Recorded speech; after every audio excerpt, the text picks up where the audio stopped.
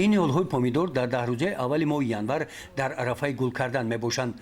رهبریت جماعت دهات باباشاهیان و متخصصان ساحه کشاورزی ناحیه وسه با دیدن چنین منظره طبیعی در این فصل سال که با مهنت دهقانان خواجگی دهقانی به نام واسیل در این گرمخانه پرورش یافتند با اظهار قناعتمندی به دهقانان منتداری بیان کردند و در پرورش منبع محصولات به دهقانان مصلحت‌های مفید دادند.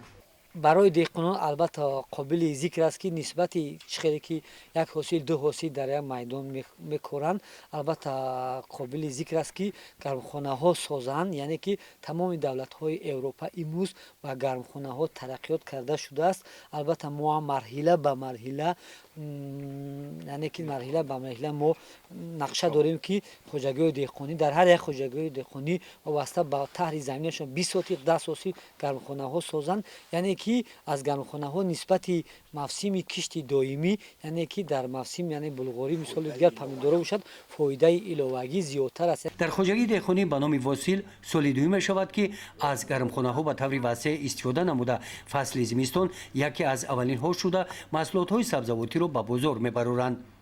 دهقانان از مهنت سال گذشته در استفاده گرمخانه تجربه خوب گرفتند و امسال پرورش یک چند نمود محصولات های سبزیجاتی را به طور وسیع برآمدند. اگر حاصل پومیدور ماه فوریه پخته رسد در این ماه باشد حاصل قلمفوری بلغاری را الکه یک چند مرتبه به بازار برآوردند. از روی مشاهده ها در این خواجگی به قدر زمین میرسند و هر یک وجب آن را عاقلانه استفاده میبرند.